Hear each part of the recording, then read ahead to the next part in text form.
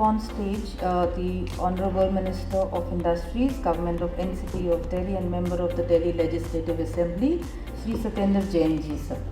दिल्ली के उप मुख्यमंत्री Shri Manish Sisodia ji, Shri Amit Yadav ji, Alok Chaturvedi ji, doctor Sahay, doctor Joshi, doctor Vivek Pandey, all the dignitaries. देखिएगा, दिल्ली के संदर्भ में जो बात हो रही है, सबसे पहले तो मैं इससे एग्री करता हूँ कि दिल्ली में पोटेंशियल बहुत है। आज दिल्ली $10 बिलियन का एक्सपोर्ट कर रहा है और मुझे कहा गया कि 50 का होना चाहिए। We are very much capable. देखो, सरकारों को कई बार गलतफहमी हो जाती है कि हम शायद सब पॉलिसी बना लेंगे, कुछ ये कर लेंगे, कुछ वो कर लेंगे, तो उससे बहुत कुछ हो जाएगा। सबसे बड़ा सरकार को काम करना चाहिए, एनेबलर का काम करना चाहिए। दिल्ली के अंदर दिक्कत क्या है सबसे बड़ी, जितने भी एक्सपोर्टर्स यहाँ पे बैठे होंगे उस एग्री करेंगे, जैसे उसका थोड़ा सा काम बढ़ता है, अब उसको स्पेस चाहिए। अब स्पेस मिलेगी कहाँ? दिल्ली में तो स्पेस बना नहीं सकते, दिल्ली में रेंटल इतने ज़्यादा है, स्पेस बिल्कुल है नहीं। उसका कारण क्या है कि आज से 30 साल पहले एक पॉलिसी बनाई कि डिसेंट्रलाइज कर दो। उस टाइम क्या होता था, गुड़गांव से दिल्ली में कुछ हज़ार गाड़ियाँ रोज़ आती होंगी, नोएडा से कुछ हज़ार लोग आते होंगे। वो उल्टा कर दिया, अब कुछ लाख लोग रोज जाते हैं बाहर। मतलब ये सोचा ही नहीं कि भाई देश की राजधानी है, हम बात करते हैं लंदन की, सिंगापुर की, हांगकांग की, अरे कुछ कॉपी कर लो। उन्होंने जो जो भी किया कुछ तो अच्छा किया ही होगा ना।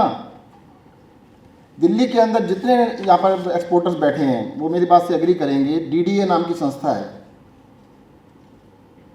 तो आपको कुछ करने ही नहीं देते। दिल्ली जो देश की राजधानी है, दुनिया की राजधानी देख लीजिए, इससे कम एफआईआर दुनिया में कहीं नहीं मिलेगी आपको। ऐसा लगता है कि हमारे पास लैंड की बहुतायत है, ज़मीन ही ज़मीन है हमारे पास। हम हॉरिजॉन्टली ग्रो करना चाहते हैं। ये ब्रिटिश ईरा जो हमारा माइंडसेट है ना कि हम बढ़ने नहीं देंगे। अरे भाई, हांगकांग की बात कर रहे हो, वहाँ पर एफआईआर 10 है, दिल्ली में 1.5 की बात करते हैं, 2 की बात करते हैं। सिंगापुर की बातें करते हैं हम, सिंगापुर में सब कुछ अलाउड है। यहाँ पर हर चीज़ को फिक्स कर देते हैं, आप यही करेंगे, ऐसे करेंगे, ऐसे नहीं करेंगे तो आपको करने नहीं देंगे। इतने सारे कानून, इतनी सारी चीज़ें, इतनी रेस्ट्रिक्शंस। मुझे लगता है सरकारों को एक्सपोर्ट और इंडस्ट्री और बिजनेस के अंदर से ज़्यादा चीज़ों को अपने को विड्रॉ कर लेना चाहिए, तंग करने के पॉइंट ऑफ व्यू से।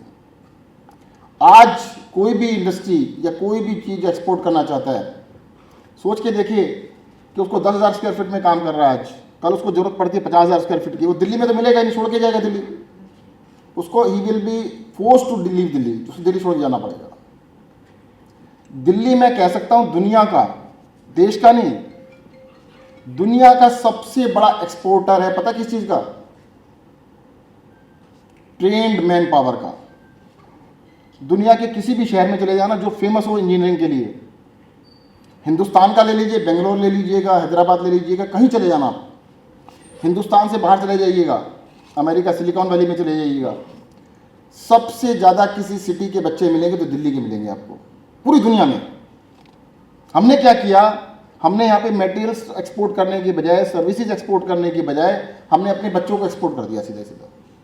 कहते आपको करने की जगह तो है नहीं। अगर उनको हम काम करने की जगह दें, आज भी दे दें, सारी इंडस्ट्रीज, कोई ऐसी इंडस्ट्री नहीं है एक्सपोर्ट इंडस्ट्री जो दिल्ली नहीं आना चाहती। दिल्ली की एक खासियत है, दिल्ली के जो माता पिता हैं, जो भी हैं, पूरा दिल्ली देश की राजधानी है, दिल्ली देश की धड़कन है, सब लोग दिल्ली में आके रहना चाहते हैं। उनका सबसे बड़ा प्राइम ये होता है कि बच्चों को पढ़ा दो। मनीष जी बैठे हैं, देखो बड़ी मेहनत करें पढ़ाने के लिए, हम भी लगे हैं बड़े। और सबका माँ बाप का एक ही सपना होता है, बच्चों को पढ़ा लिखा दें। दिल्ली में हाईएस्ट नंबर ऑफ डॉक्टर्स मिलेंगे आपको, पर कहते 100% पे आप देखेंगे दिल्ली में काम कर रहे हैं, बात अलग है, नहीं कर रहे हैं, हो सकता है दिल्ली से बाहर चले गए। सबसे ज़्यादा इंजीनियर मिलेंगे दिल्ली में मिलेंगे आपको। मैं जहाँ पे रहता हूँ सरस्वती विहार में, एक बार हमने गिनती की, मेरे सामने वाली गली में 20 डॉक्टर थे और मेरे वाली गली में 20 इंजीनियर थे। तो इतने ज़्यादा हाईली क्वालिफाइड लोग दिल्ली के अंदर मिलेंगे, दुनिया में कहीं नहीं मिलेंगे। तो मेरा तो ये लगता है कि अगर हमें इसको सफल बनाना है, अभी डीडीए अपने मास्टर प्लान को रिवाइज करने जा रहा है। डीडीए के ऊपर बहुत सारे प्रेशर रहते हैं, पड़ोस के राज्यों के बड़े प्रेशर रहते हैं कि दिल्ली में कुछ होना नहीं चाहिए, काफ़ी प्रेशर रहते हैं। ऐसे भी लोग होते हैं प्राइवेट कंपनियों में काम करते हैं और डीडीए के बहुत सारे अफसर उन्हीं कंपनियों में थोड़े दिनों बाद नौकरी कर लेते जाके, जो इस काम को कर रहे हैं। हमारे को बिल्कुल ओपन माइंड से करने की जरूरत है। मैं सही कह रहा हूँ तो उसको कर दो, नहीं कर रहा हूँ तो कह रहा हूँ तो मत करिएगा। दिल्ली के अंदर हमारे को अपॉर्चुनिटीज बढ़ाने की जरूरत है, एफएआर्स को बढ़ाने की जरूरत है। अगर हांगकांग को कॉपी करना चाहते हैं कॉपी कर लीजिएगा, सिंगापुर को चाहते हैं सिंगापुर को कॉपी कर लीजिएगा, जरूर कॉपी करिएगा। गलत हो तो मत करना, सही है तो कर लो। जैसे आपको बता तो बवाना में इंडस्ट्रियल एरिया बनाया गया आज से 30-35 साल पहले, 16,000 इंडस्ट्रीज हैं। साइज प्लॉट का क्या, 100 मीटर, 150 मीटर, 250 मीटर। अब कैसे आप कंपीट करेंगे किसी के साथ? हम कहते हैं एक्सपोर्ट करेंगे जी और 100 मीटर के प्लॉट के अंदर कंपीट करेंगे, दुनिया के लेवल पे कंपीट करेंगे। भाई वो चलो गलती हो गई, अब उसको ठीक कर दो।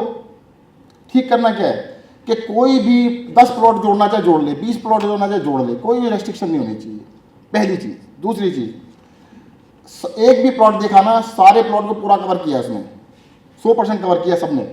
वो एमसीडी का धन्यवाद देता हूं मैं कि वो करने देते हैं कुछ ले दे के। परंतु कानून क्या कहता है? आप बना ही नहीं सकते। बेसमेंट बनाएंगे तो 2 मीटर इधर से छोड़ो, 2 मीटर इधर छोड़ो। प्लॉट कितना, 6 मीटर का, कि 2 मीटर की गली बनाएंगे क्या? मुझे लगता है प्रैक्टिकल होकर हमें सोचने की जरूरत है।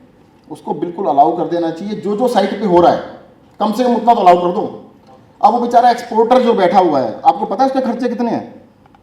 दुनिया में ओवरहेड एक्सपेंसेस कहीं भी इतने नहीं होते जितने हिंदुस्तान में होते हैं, और हिंदुस्तान में कहीं नहीं होते जितने दिल्ली में होते हैं। हर चीज़ का उसको पैसा देना पड़ता है, हर काम का उसको पैसा देना पड़ता है। क्योंकि मैं इंडस्ट्री मिनिस्टर हूँ, अमित जी भी मेरे साथ सबसे पहले सेक्रेटरी हमारे साथ यही थे, इनको सब कुछ पता है। सबसे ज़्यादा पैसा खर्च दिल्ली के एक्सपोर्टर को करना पड़ता है, किसी और को नहीं करना पड़ता। मुझे लगता है कि हमारे को इस टाइम इन चीज़ों को सॉल्व कर देना चाहिए। हमारे लोग, मैं वादा करता हूँ, आपने $10 बिलियन को कहा है, $50 बिलियन करने के लिए 6 साल का समय दिया है। 5 साल में करके दिखा देंगे दिल्ली वाले। अगर ये काम कर देंगे तो दिल्ली के लोग 5 साल में इसको $50 बिलियन करके दिखा देंगे, इस बात में गारंटी देता हूँ। अगर हम दिल्ली को लंदन बनाना चाहते हैं तो लंदन को कॉपी कर लो, सिंगापुर बनाना चाहते हैं सिंगापुर को कॉपी कर लो, हांगकांग बनाना चाहते हैं तो हांगकांग को कॉपी कर लो। अगर नहीं बनाना चाहते हैं, पर वैसे ज़्यादातर बता रहा हूँ जी, कहते कुछ और है करते कुछ और हैं। देखो पॉलिटिशियन को क्या सूट करता है? पॉलिटिशियन को सूट करता है कि बात करे सिंगापुर की, बात करे लंदन की और बनाए सूडान। भाई अनपढ़ होंगे लोग, कम पढ़े लिखे होंगे, सरकारों के आगे पीछे घूमेंगे। अगर उनको दिक्कत ही नहीं होगी,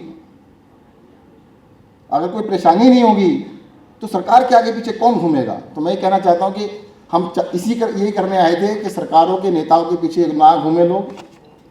सरकारें और नेता जो लोग हैं, जनता का कुछ काम कर दे। और सबसे बड़ा काम ये है, आज़ादी का 75वां स्वतंत्रता दिवस के ऊपर हम महोत्सव मना रहे हैं, तो एक्सपोर्टर्स को, इंडस्ट्रीज को हम फ्री कर दें जकड़ों से, बंधनों से, सरकारी दिक्कतों से।